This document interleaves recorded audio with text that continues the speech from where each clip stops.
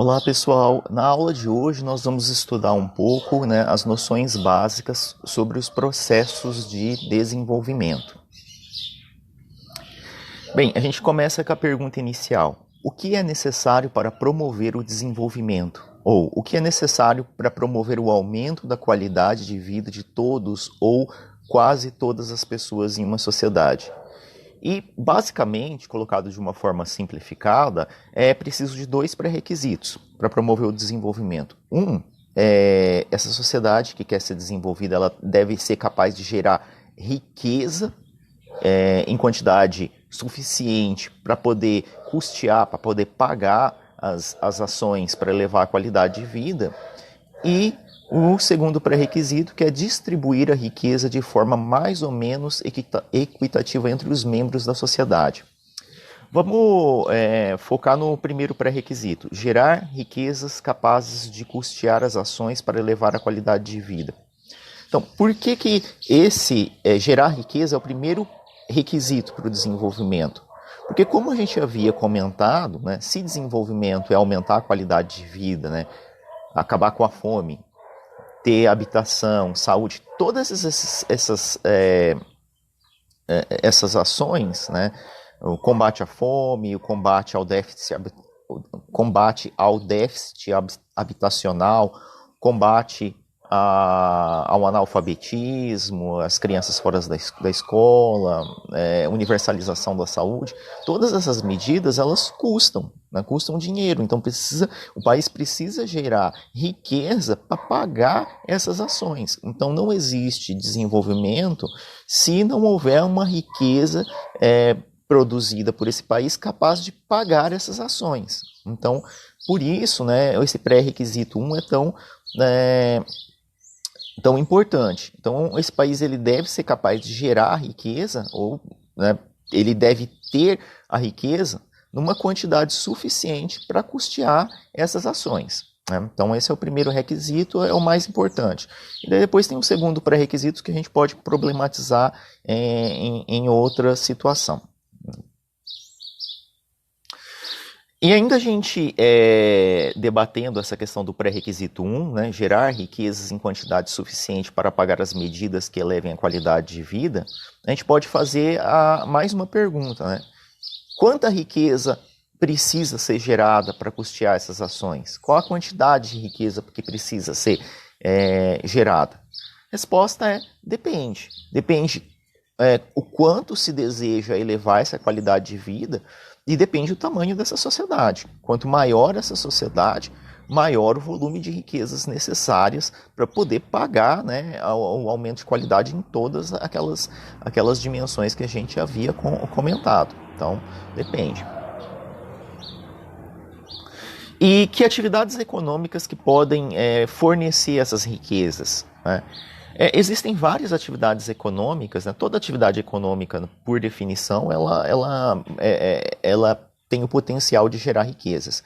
Entre as atividades econômicas, a gente pode citar exemplos de atividades econômicas: agricultura, pecuária, o extrativismo. E aí o extrativismo ele pode ser de várias formas. Ele pode ser a retirada de recursos naturais finitos, ou renováveis. No caso de extração de recursos renováveis, tem a questão da madeira. A madeira é um recurso, só que ela é renovável, óbvio, dependendo de como esse manejo é feito.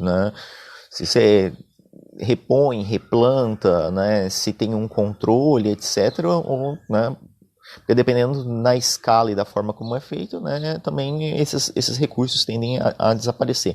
E minerais pode ser desde recursos minerais como petróleo ou gás natural, mas também ouro, prata, ferro, cobre, bauxita, sei lá, entre outros. Uma outra forma de não gerar riquezas, mas obter riquezas é o comércio intermediário, como é o caso do praticado pelo Paraguai. O Paraguai ele compra aquelas bugigangas da China por um preço X e revende para o Brasil, os camelôs vão lá no Paraguai e compram, e revende para os camelôs brasileiros e argentinos por um preço 2x e eles ficam com esse 1x de lucro, então fica com uma parte dessa riqueza. Então um comércio intermediário também, né, dá para você extrair riqueza desse tipo de atividade econômica. As atividades financeiras, né, como o caso dos bancos, né, que também conseguem obter riquezas por esse meio. A gente pode pensar numa atividade financeira que dê lucro para um país, como no caso da Suíça, né? Então, por quê? Porque a Suíça, a maior parte dos depósitos, né, no sistema financeiro suíço não são de cidadãos suíços, mas são de cidadãos estrangeiros, porque lá eles não exigem que seja certificada a origem desse dinheiro, então qualquer pessoa pode depositar dinheiro na Suíça sem dizer qual a origem desse dinheiro. Então isso é um prato cheio, por exemplo, a quem conseguiu esse dinheiro via corrupção, ou via tráfico de drogas, ou via ou outras atividades ilegais, né? E depois a Suíça, ela utiliza esse dinheiro aí para jogar no mercado financeiro e obter lucros. Então, atividades financeiras, em alguns casos, também pode reter riquezas, mas não são casos muito específicos. A indústria, né, é uma outra atividade econômica que gera riqueza, e aí o 7 eu coloquei outros, porque tem todo um grande debate sobre prestação de serviços, sobre investimento e geração de riquezas por meio de criação de novas tecnologias, por meio de criação de conhecimento, né? Pense-se, por exemplo, no caso da criação de tecnologias na área de informática, né? Que daí são vendidos softwares né, que não são físicos. Então, de certa forma, alguns tentam classificar esse tipo de atividade econômica como uma indústria do século XXI ou coisas do tipo, mas aí eu coloquei ali como outros. A gente até pode problematizar isso em outra situação. Mas essas são as principais atividades econômicas que geram riquezas ou que é possível obter riquezas, né, a partir delas.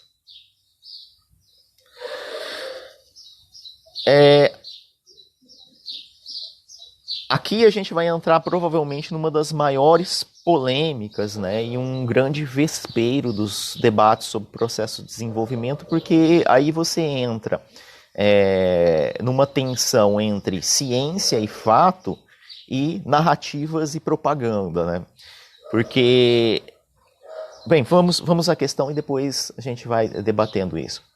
Colocado de uma forma interrogativa, uma pergunta: a agricultura, ela é capaz de gerar riquezas em quantidade suficiente para elevar a qualidade de vida de todas as pessoas, ou de quase todas as pessoas numa sociedade?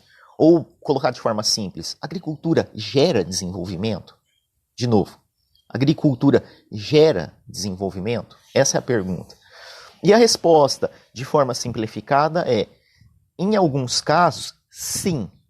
Mas em casos específicos. Para a agricultura poder promover o desenvolvimento, isso é possível em sociedades em que, digamos, tem muitas terras agricultáveis disponíveis e ela consegue ter uma produção agropecuária, agrícola muito forte, mas essa mesma sociedade que tem tantas terras férteis, né, grandes extensões de terras férteis e grande produção, ela tem uma população pequena, né? E o que seria uma população pequena? 2, 3, 4, 5, 10 milhões de habitantes, mas sob hipótese alguma maior do que 15 milhões de habitantes, né? Então, uma sociedade que tenha, né, um país que tenha grandes extensões territoriais de terra fértil, que consiga produzir muito, né, produtos muitos, uma grande produção agrícola e uma população pequena. A gente não tem registro do caso de nenhuma grande sociedade populosa que tenha, né, com mais de 15 milhões de habitantes, não tem registro de nenhuma sociedade com mais de 15 milhões de habitantes que tenha conseguido se desenvolver a partir da agricultura como atividade econômica, como motor econômico de geração de riquezas. A gente tem uma percepção errada da agricultura, principalmente porque, né, a área da agropecuária de exportação, ela consegue fazer um marketing muito forte de si próprio para dizer que ela tem potenciais ou que ela é mais importante do que ela realmente é.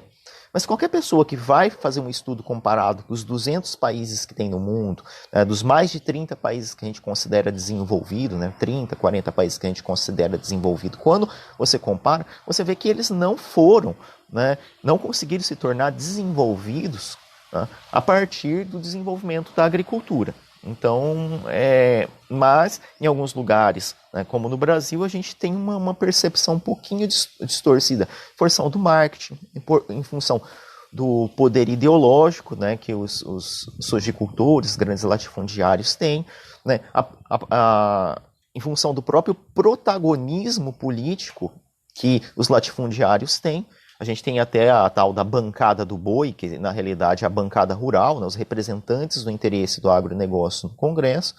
Então eles conseguem fazer uma propaganda de si mesmo, de modo a eles parecerem mais importantes, ou que a agricultura é muito mais poderosa na geração de riquezas do que de fato ela é.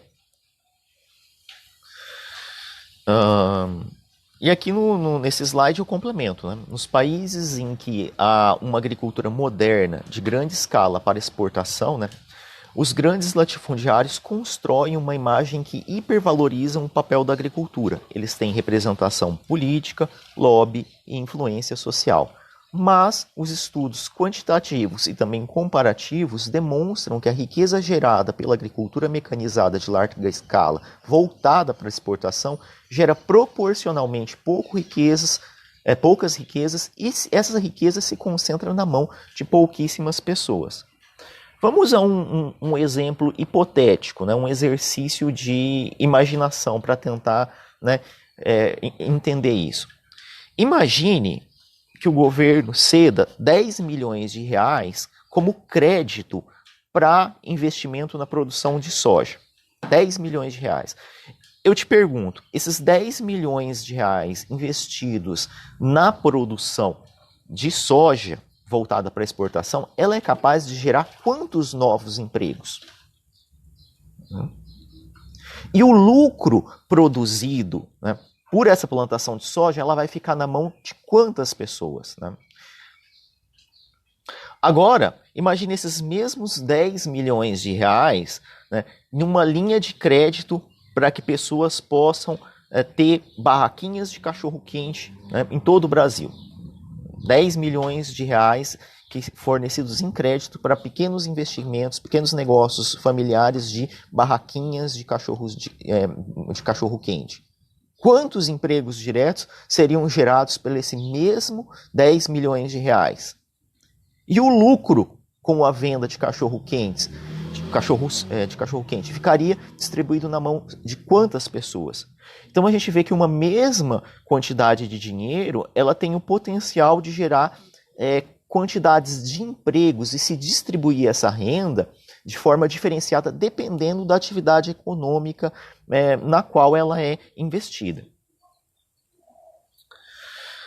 Um outro ponto importante aqui é em relação a algo que a gente já havia comentado ali na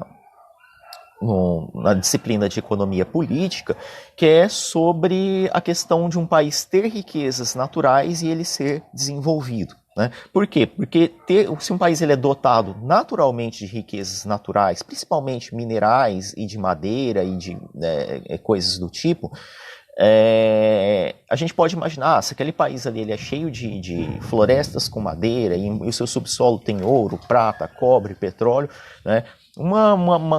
Algo meio intuitivo, né, ou algo meio hipotético é que esse país teria tudo para ser desenvolvido e que ele vai se desenvolver. Mas, na realidade, a gente pode perceber aí nessa matriz que eu coloquei aí que não necessariamente as coisas acontecem desse tipo. Então, você tem países desenvolvidos que têm riquezas naturais abundantes e há também países subdesenvolvidos com riquezas naturais abundantes. Da mesma forma, acontece países desenvolvidos que não têm riquezas naturais abundantes e países subdesenvolvidos que não têm riquezas naturais abundantes, têm riquezas naturais limitadas. Então, no primeiro grupo de países que são desenvolvidos e que têm muitas riquezas naturais abundantes, a gente tem o caso dos Estados Unidos, do Canadá e da Austrália. Então, eles são desenvolvidos e também têm a sorte de ter riquezas naturais abundantes. Em outros casos, como o caso do Brasil, da Argentina e da Venezuela, são países que têm riquezas naturais abundantes, mas que não são desenvolvidos. Pegue aí o caso da Venezuela, né? A Venezuela tem as maiores reservas de petróleo do mundo. Não é a Arábia Saudita, não são lá os países árabes que ficam no deserto Saara que têm a maior reserva de petróleo do mundo. É a Venezuela. A Venezuela é o país que tem a maior quantidade as maiores reservas petrolíferas do mundo, né? E não é desenvolvido. E isso não tem necessariamente a ver com um governo de direita ou esquerda. Lembrando que a Venezuela foi governada exclusivamente por governos de direita até o ano de 1999. Até 1999, só governos de direita. E até 1999, a Venezuela era um país desenvolvido? Não. A partir de 1999, governos de esquerda, né, a contar do Hugo Chávez, se desenvolveu.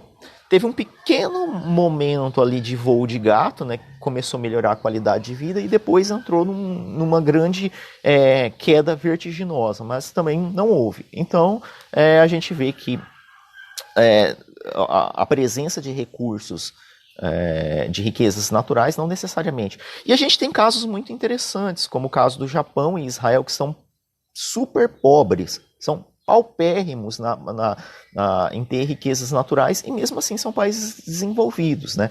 Pegue o caso do Japão. O Japão ele não tem minérios, né? É um arquipélago que não tem minérios, não tem prata, não tem ouro, não tem ferro, não tem bauxita, não tem cobre, não tem nióbio, não tem nada, né? Não tem nada de riquezas minerais.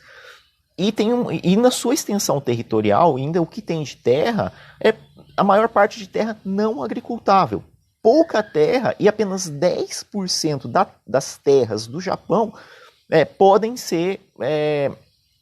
servir a atividades agrícolas. Ou seja, não tem minérios e a terra que tem não serve para agricultura. E mesmo assim é um país desenvolvido. O Japão foi o segundo país mais rico do mundo por mais de 50 anos. Na década de 60 até os anos 2010. Foi o país mais desenvolvido do mundo, segundo país mais rico do mundo, e sem ter nada de recursos naturais. Mas o que o Japão tinha? Qual que foi o caminho? Então, se o Japão não tinha recursos naturais, não tinha agricultura, não tinha pecuária, não tinha mineração, né? Como que o Japão conseguiu se desenvolver? O Japão ele segue a receita clássica do desenvolvimento da maior parte dos países desenvolvidos. É a industrialização. A maior parte dos países que são desenvolvidos, né, tiveram como seu motor de geração de riquezas a indústria. Dá uma olhada nesses nomes aí que estão no slide e vê se vocês reconhecem eles. Seiko, Toshiba, Mizuno, Toyota, Nintendo, Yamaha, Sony, Kawasaki, Honda, Mitsubishi, Canon, Suzuki, Mazda, Nissan, Lexus, Bridgestone. O que são isso?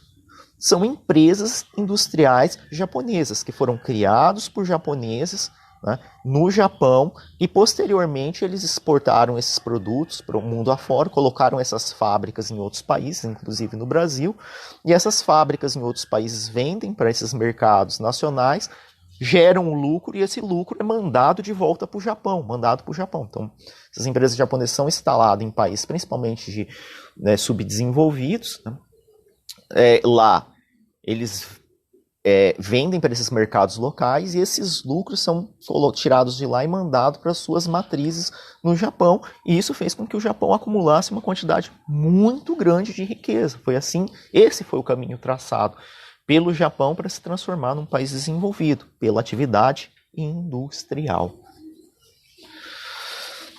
Vocês já devem ter percebido no curso que vocês sempre estudam lá a Revolução Industrial, né? A Revolução Industrial começou na Inglaterra no século XVIII, né? Entre 1750 e 1770. Por que se estuda a Revolução Industrial? Né? Ora, porque ali, né, os países que promoveram a Revolução Industrial primeiro foram os que se desenvolveram mais. Então, a Inglaterra ela teve a sua Revolução Industrial no século XVIII e ela se tornou o país mais desenvolvido e rico no século XIX. A Alemanha, o Japão e os Estados Unidos se industrializaram no século XIX e se tornaram potências no século XX. O Brasil passou por um processo de industrialização no século XX e na primeira década do século XXI passou por um imenso processo de desindustrialização. Aqui é algo que eu já havia comentado em economia política, aqui tem uma notícia, uma entrevista dada pelo grande economista, né, e que ele explica que é muito curioso que o Brasil está passando por um dos processos de desindustrialização mais profundos da história econômica. E aqui eu deixo...